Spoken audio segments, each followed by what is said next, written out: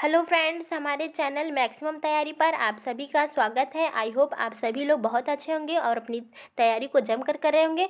तो दोस्तों, आज हम लोग यूपी टेट 2023 के लिए प्रैक्टिस नंबर 6 करने जा रहे हैं। अगर वीडियो पसंद आए तो लाइक शेयर और सब्सक्राइब जरूर करिएगा और कमेंट बॉक्स में बताइएगा कि आपके कितने क्वेश्चन सही रहे।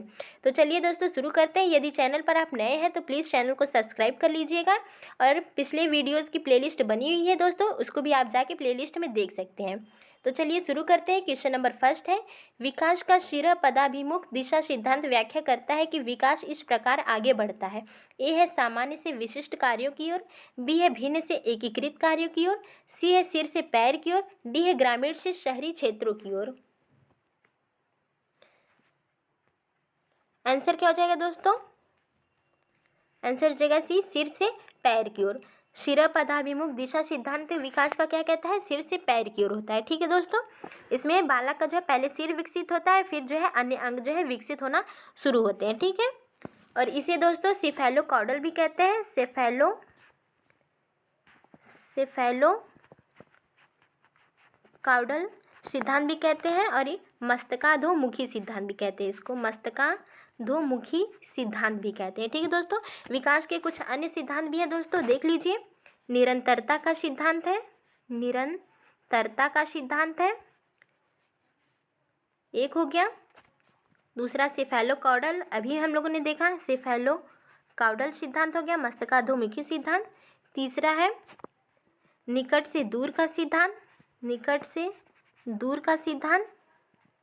इसमें दोस्तों पहले जो है निकट के अंगों का विकास होता है, फिर जाके उससे दूर के अंगों का विकास होता है, निकट से दूर के सिद्धांत में।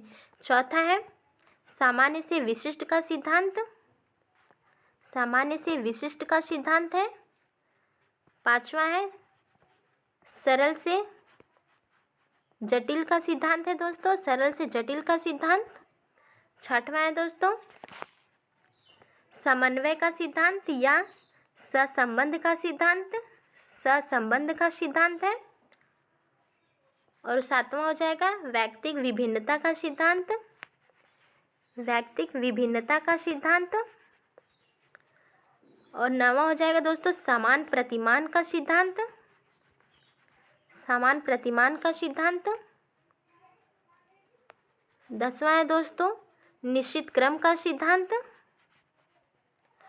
और 11वां हो जाएगा अविलोम्यता या अनुक्रमणशीलता का सिद्धांत। और 12वां हो जाएगा दोस्तों वंशानुक्रम एवं वातावरण की अंतरक्रिया का सिद्धांत। ठीक है दोस्तों, तो ये जो है विकास के कुछ सिद्धांत हैं, आप लोग याद रखिएगा। यहाँ पे आंसर सी हो जाएगा। आगे देखते हैं। क्वेश्चन नंबर सेकंड है, बालक के व्यक्तिगत अध्ययन की मनोवैज्ञानिक विधि है। ए है रेटिंग स्केल, बी है प्रश्नावली, सी है केस स्टडी, डी है प्रयोगात्मक विधि। बालक के व्यक्तिगत अध्ययन की मनोवैज्ञानिक विधि कौन सी है दोस्तों? तो व्यक्तिगत अध्ययन की मनोवैज्ञानिक विधि सी हो जाएगा केस स्टडी है। क्या है? केस स्टडी है। ठीक है दोस्तों, रेटिंग स्केल क्या है? तो ये भी व्यक्तित्व का अध्ययन करता है दोस्तों, व्यक्तित्व परीक्षण से ही संबंधित है। रेटिंग स्केल की जो है जनक कौन है? तो गाल्टन है। इसे क्रम निर्धारण मापनी भी कहते हैं। ठीक है दोस्तों, गाल्टन है। कौन है? गाल्टन है। और इसे जो है क्रम निर्धारण मापनी भी कहते हैं, क्रम निर्धारण मापनी भी कहते हैं रेटिंग स्केल को। और इसके जो है 5 प्रकार किसने बताए हैं? 5 प्रकार बताए हैं दोस्तों। किसने? रेटिंग स्केल के, तो गिलफोर्ड ने बताया। किसने? गिलफोर्ड ने बताया है। रेटिंग स्केल के 5 प्रकार बताए हैं। कौन कौन से प्रकार है दोस्तों रेटिंग स्केल के? तो एक है, पहला है संख्या,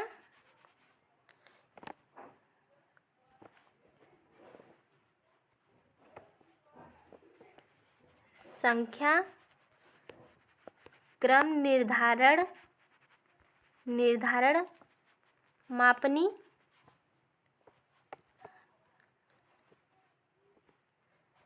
संख्या क्रम निर्धारण मापनी हो गया दूसरा है ग्राफ आधारित मापनी, ग्राफ आधारित मापनी।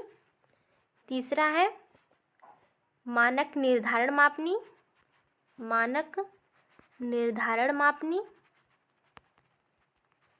और चौथा है संचित बिंदु क्रम निर्धारण मापनी। और 5वां है दोस्तों बाध्य विकल्प क्रम निर्धारण मापनी। तो ये जो है रेटिंग स्केल के 5 प्रकार हैं दोस्तों, जिसे गिलफोर्ड ने बताया। आंसर क्या है यहाँ पे? ए है रेटिंग स्केल। नहीं, यहाँ पे क्या है? सॉरी, यहाँ पे ये व्यक्तिगत अध्ययन की मनोवैज्ञानिक विधि है केस स्टडी। क्या है? Case study. और जो 5 प्रकार बताए वो रेटिंग स्केल के गिलफोर्ड ने बताया है। ठीक है, आगे देखते हैं। क्वेश्चन नंबर 3 है, केस अध्ययन विधि के संबंध में क्या सही नहीं है? ए है यह एक वैज्ञानिक विधि है, बी है यह विधि बहुत जटिल है, सी है यह सरल और सस्ती होती है, डी है यह कारण का पता लगाकर समस्याओं का निदान करती है। तो केस अध्ययन विधि के संबंध में क्या सही नहीं है दोस्तों?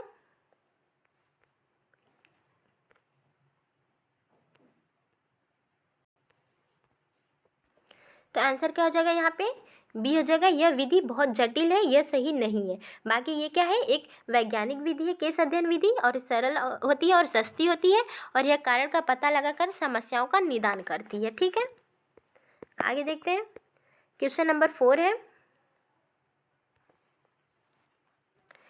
विकास की ओर बढ़ता है। ए है सामान्य से विशिष्ट की ओर, बी है जटिल से कठिन की ओर, सी है विशिष्ट से सामान्य की ओर, डी है साधारण से आसान की ओर।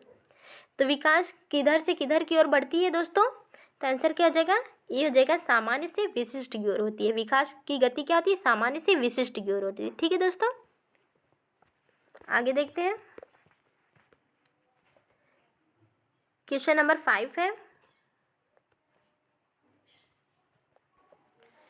निम्नलिखित में से कौन सा वृद्धि और विकास के सिद्धांतों से संबंधित नहीं है? ए है निरंतरता का सिद्धांत, बी है वर्गीकरण का सिद्धांत, सी है समन्वय का सिद्धांत, डी है व्यक्तिकता का सिद्धांत। तो कौन सा सिद्धांत जो है वृद्धि और विकास के सिद्धांतों से संबंधित नहीं है दोस्तों? तो आंसर क्या हो जाएगा दोस्तों यहाँ पे? कौन सा जो है वृद्धि और विकास के सिद्धांत से संबंधित नहीं है? तो आंसर क्या हो जाएगा? बी, वर्गीकरण का सिद्धांत जो है वृद्धि और विकास से संबंधित नहीं है, बल्कि निरंतरता का है, जबकि समन्वय का है, व्यक्तिकता का है। निरंतरता क्या है? कहता है कि विकास जो है हमेशा निरंतर ही चलता रहता है। ठीक है, और समन्वय का एक दूसरे से क्या है? संबंधित होते हैं विकास के सभी पहलू जो होती है। और व्यक्तिकता का सिद्धांत क्या होता है? व्यक्तिकता का सिद्धांत जो है दोस्तों व्यक्ति में जो है व्यक्तिकता का सिद्धांत क्या कहता है दोस्तों? तो सभी में क्या है? विकास की जो दर होती है वो भिन्न भिन्न होती है। ठीक है दोस्तों, सभी में विकास की दर जो है भिन्न भिन्न होती है। आगे देखते हैं। क्वेश्चन नंबर 6 है, के अनुसार बालक का विकास आनुवंशिकता तथा वातावरण का गुणनफल है। ए है वुडवर्थ, बी है गैरेट, सी है हॉलैंड, डी है थॉर्नडाइक। तो किसके अनुसार बालक का विकास आनुवंशिकता तथा वातावरण का गुणनफल है दोस्तों? तो आंसर क्या हो जाएगा? ए हो जाएगा। यहाँ पे ये स्टेटमेंट किसका है? तो वुडवर्थ का है। किसका स्टेटमेंट है? तो वुडवर्थ का स्टेटमेंट है दोस्तों, कि बालक का जो विकास होता है वो आनुवंशिकता और वातावरण का गुणनफल होता है। आगे देखते हैं। क्वेश्चन नंबर 7 है, इनमें से किसका नाम सुजनन शास्त्र के पिता से जुड़ा हुआ है? ए है क्रो एम क्रो का, बी है गाल्टन का, सी है रॉस का, डी है वुडवर्थ का। तो किसका नाम सुजनन शास्त्र के पिता से जुड़ा हुआ है दोस्तों? तो आंसर क्या हो जाएगा? बी हो जाएगा, गाल्टन का। किसका? तो गाल्टन का है। इन्हें जो है सुजनन शास्त्र का पिता कहते हैं, गाल्टन। ये जो है इन्होंने आनुवंशिकता का सिद्धांत दिया है दोस्तों, गाल्टन ने। और इन्होंने इनकी एक पुस्तक है 1889 में इसे इन्होंने प्रकाशित किया था। तो क्या नाम है? हेरेडिटी जीनियस इनकी पुस्तक का नाम है दोस्तों। ठीक है, हेरेडिटी जीनियस जो है इनकी पुस्तक का नाम है। इनकी पुस्तक का नाम है जो 1889 में इन्होंने प्रकाशित किया था। आगे देखते हैं दोस्तों। क्वेश्चन नंबर 8 है। क्वेश्चन नंबर 8 है दोस्तों, वह अवस्था जो कि माता के 21वें गुणसूत्र जोड़े के अलग न हो पाने के कारण होती है कहलाती है। ए है डाउन सिंड्रोम, बी है क्लाइनफेल्टर सिंड्रोम, सी है टर्नर सिंड्रोम, डी है पटाउ सिंड्रोम। तो आंसर क्या हो जाएगा दोस्तों? यहाँ पे ए हो जाएगा, डाउन सिंड्रोम जो है माता के 21वें गुणसूत्र जोड़े के अलग न होने के कारण होता है, डाउन सिंड्रोम। ठीक है दोस्तों, टर्नर सिंड्रोम क्या होता है? तो टर्नर सिंड्रोम जो है स्त्रियों में होता है, बांझपन होता है। इससे क्या होता है? स्त्रियों में बांझपन आता है। ठीक है दोस्तों। पटाउ सिंड्रोम क्या होता है? इसमें जो है व्यक्ति का जो होंठ होता है वो कटा होता है, बीच से कटा होता है पटाउ सिंड्रोम में। ठीक है, आगे देखते हैं। क्वेश्चन नंबर 9 है। क्वेश्चन नंबर 9 है दोस्तों, मनोविज्ञान का सिद्धांत नामक पुस्तक किस मनोवैज्ञानिक द्वारा लिखी गई है? ए है थॉर्नडाइक, बी है विलियम जेम्स, सी है ड्यूवी, डी है इनमें से कोई नहीं। तो मनोविज्ञान का सिद्धांत नामक पुस्तक कौन से मनोवैज्ञानिक की है दोस्तों? तो आंसर क्या हो जाएगा यहाँ पे? मनोविज्ञान का सिद्धांत तो विलियम जेम्स की। किसकी है? विलियम जेम्स की पुस्तक है मनोविज्ञान का सिद्धांत। थॉर्नडाइक की पुस्तक का नाम क्या है दोस्तों? तो शिक्षा मनोविज्ञान जो है थॉर्नडाइक की पुस्तक का नाम है, शिक्षा मनोविज्ञान, ये थॉर्नडाइक की पुस्तक का नाम है दोस्तों। इसे इन्होंने कब प्रकाशित किया था? तो 1913 में, 1913 में शिक्षा मनोविज्ञान पुस्तक थॉर्नडाइक ने प्रकाशित किया था। और 1912 में भी एक पुस्तक इन्होंने प्रकाशित किया था दोस्तों, तो उसका क्या नाम है? Education of first book. Education 1912 में दोस्तों एजुकेशन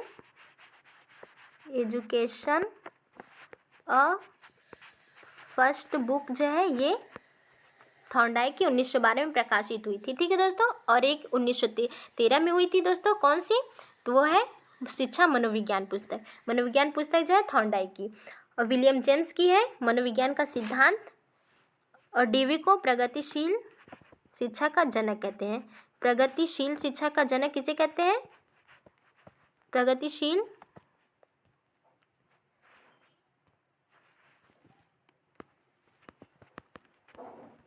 शिक्षा के जनक। ठीक है दोस्तों, ये कौन है? जॉन डीवी है। आगे देखते हैं। क्वेश्चन नंबर 10 है।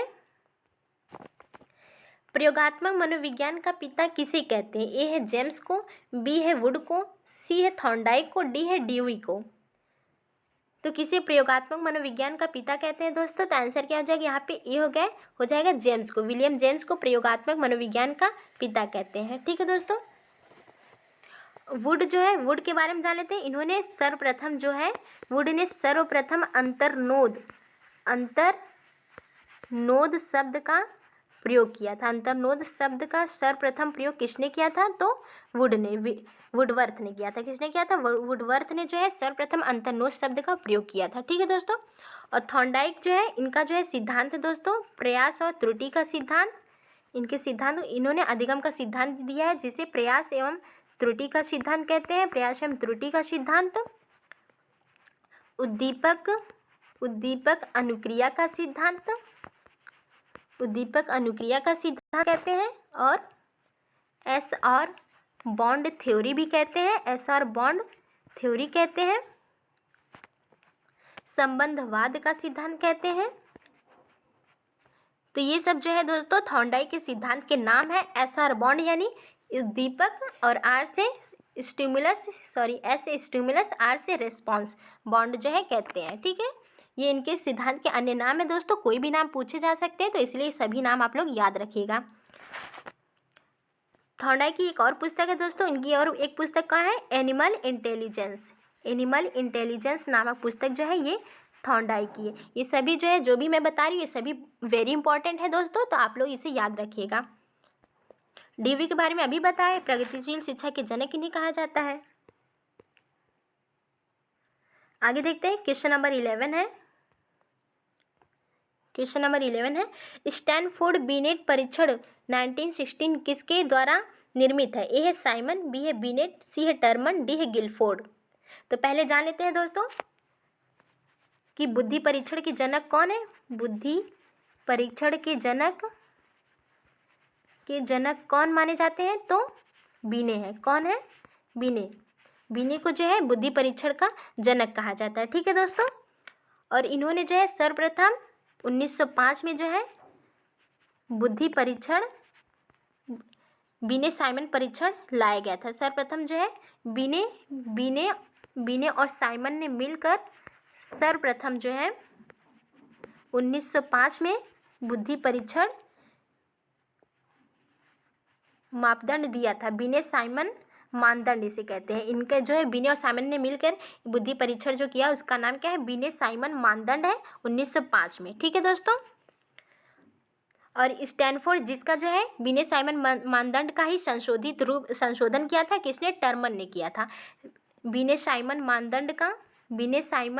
मानदंड को ही संशोधित किया था 1916 में, टर्मन ने किया था। ठीक है दोस्तों, टर्मन ने किया था, उसी का नाम क्या पड़ा, स्टैनफोर्ड बिने परीक्षण 1916 में। ठीक है, तो आंसर क्या है यहाँ पे, सी है, टर्मन।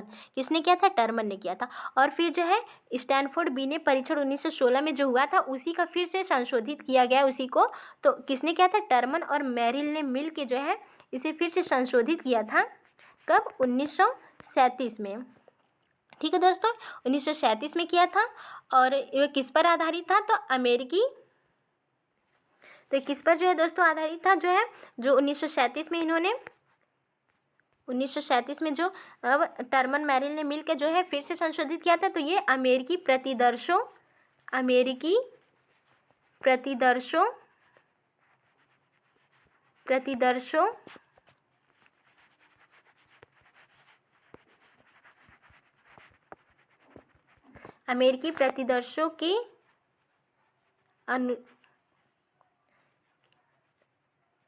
के अनुसार पुनर्मानकीकरण किया गया था, मानकीकरण किया गया था इसका 1937 में। स्टैनफोर्ड बिने परीक्षण 1916 में जो हुआ था उसी का जो है 1937 में टर्मन और मेरिल ने मिल के जो है अमेरिकी प्रतिदर्शों के अनुसार इसका पुनर्मानकीकरण किया था। ठीक है दोस्तों, तो आंसर क्या है, सी। ये कुछ जो है मोस्ट इम्पॉर्टेंट थे जो दोस्तों, तो आप लोग इसको याद रखिएगा। आगे देते हैं, क्वेश्चन नंबर 12 है, एजुकेशन ए फर्स्ट बुक किसकी है, ए है स्किनर की, बी है थॉर्नडाइक की, सी है पावलोव की, डी है हल की। तो अभी मैंने ऊपर ही बताया दोस्तों एजुकेशन ऑफ फर्स्ट बुक किसकी है, तो आंसर क्या हो जाएगा, ये थॉर्नडाइक की है। कब प्रकाशित हुई थी, तो 1912 में। और मनोविज्ञान कब हुई थी थॉर्नडाइक की, तो 1913 में शिक्षा मनोविज्ञान पुस्तक इनकी प्रकाशित हुई थी थॉर्नडाइक की। स्किनर की भी पुस्तक है दोस्तों, उनकी भी पुस्तक देख लीजिए आप लोग,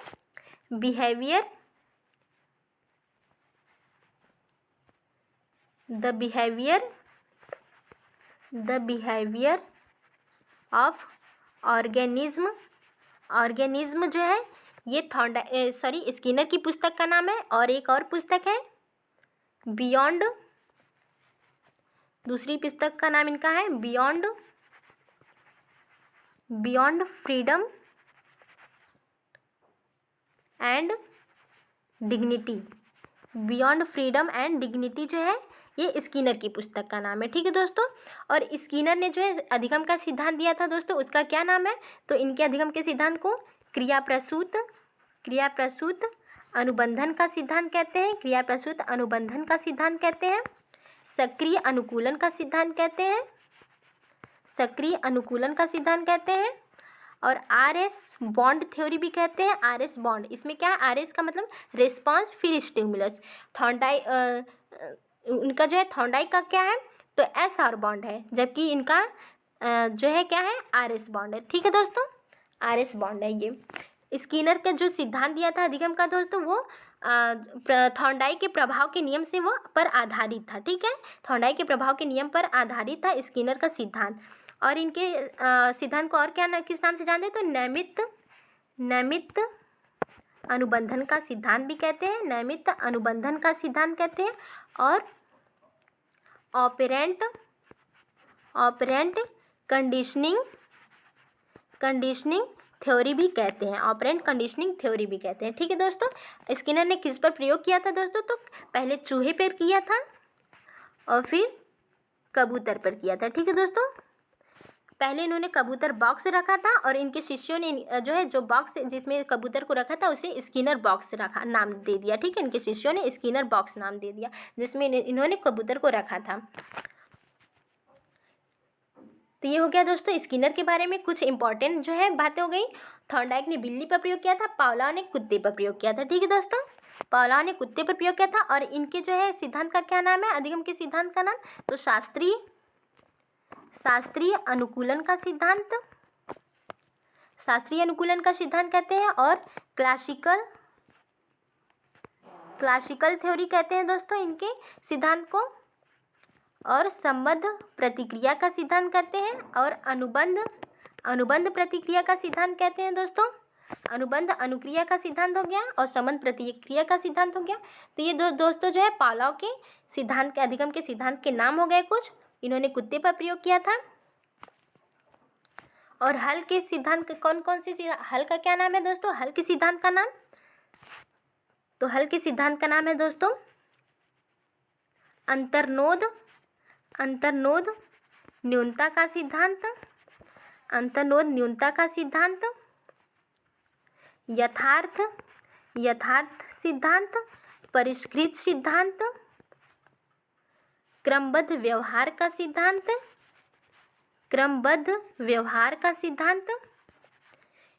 और पुनर्बलन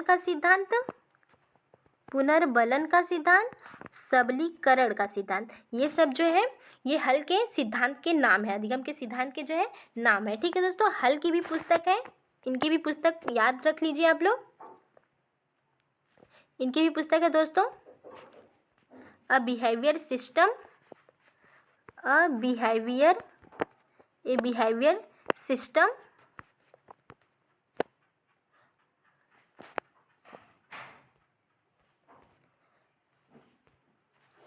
और जो है एक है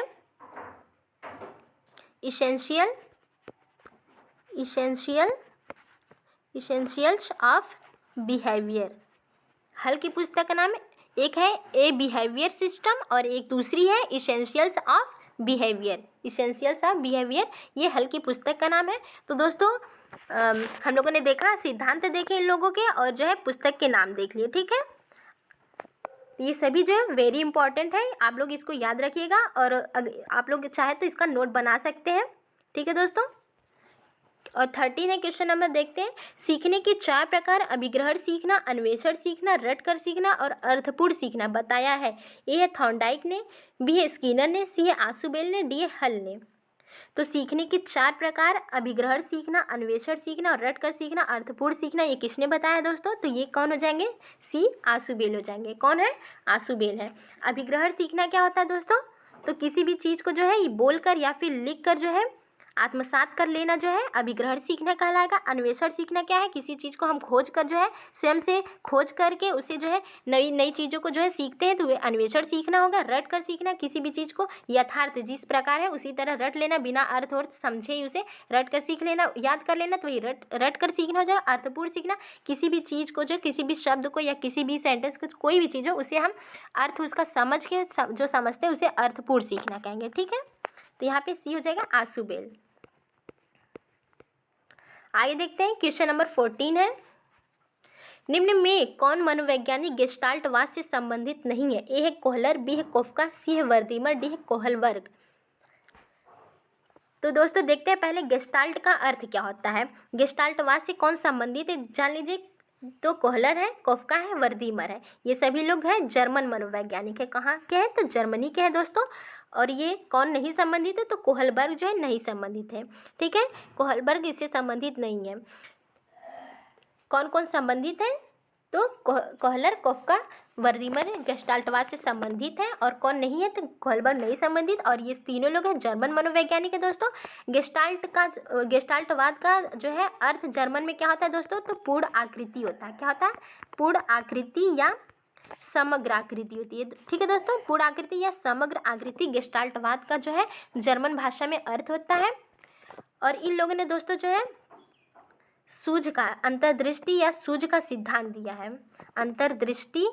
अंतर्दृष्टि या सूझ का सिद्धांत इन्होंने दिया है। अधिगम के अंतर्दृष्टि या सूझ का सिद्धांत कोहलर, कोफका और वर्दीमर ने दिया है।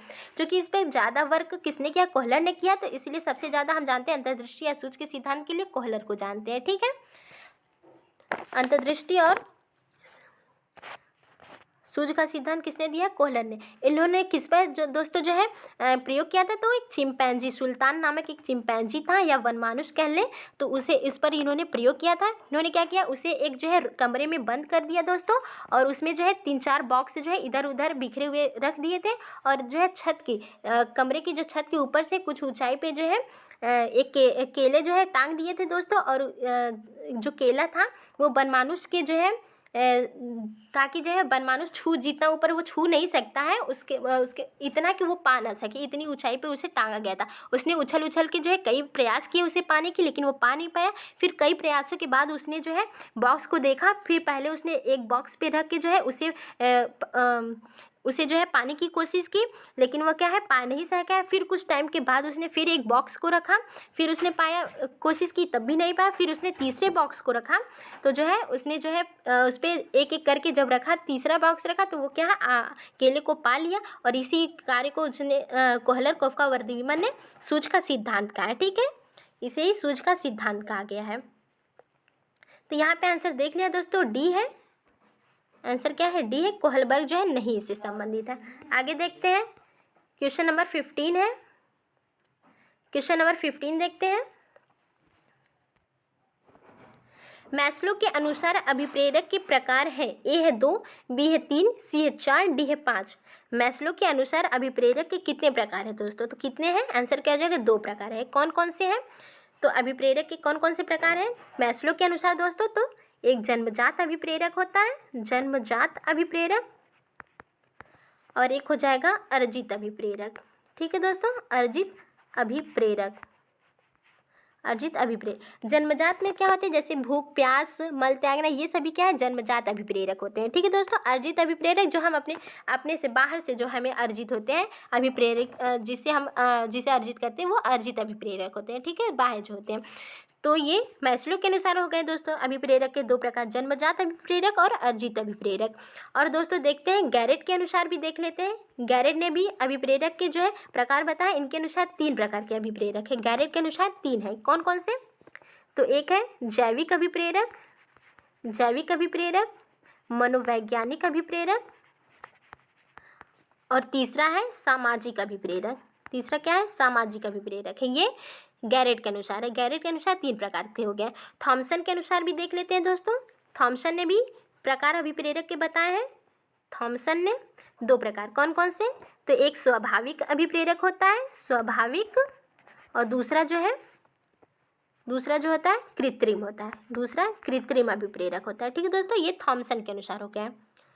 और शेफर के अनुसार देखते हैं। शेफर ने भी दिया है दोस्तों 3 प्रकार से।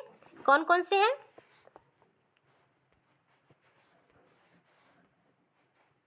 शेफर के अनुसार दोस्तों अनुमोदन है, अनुमोदन, प्रमुख आदतें और संवेग। प्रमुख शेफर के अनुसार अनुमोदन, प्रमुख आदतें और संवेग जो है ये 3 प्रकार के शेफर के अनुसार अभिप्रेरक के प्रकार हैं। ठीक है दोस्तों, तो दोस्तों ये सभी क्या है? बहुत इंपॉर्टेंट थे, इसलिए आज मैंने इसमें सभी जो है शामिल किए थे। तो आप लोग इस सभी को जो है याद कर लीजिएगा और नोट कर लीजिएगा इसको। और दोस्तों वीडियो पसंद आए तो लाइक, शेयर और सब्सक्राइब ज़रूर कर दीजिएगा। आज के लिए बस इतना ही। 15 क्वेश्चन मैंने लिए थे क्वेश्चंस में। दोस्तों चैनल को सब्सक्राइब कर लीजिएगा और लाइक कर दीजिएगा। ठीक है, धन्यवाद। मिलते हैं कल के वीडियो में।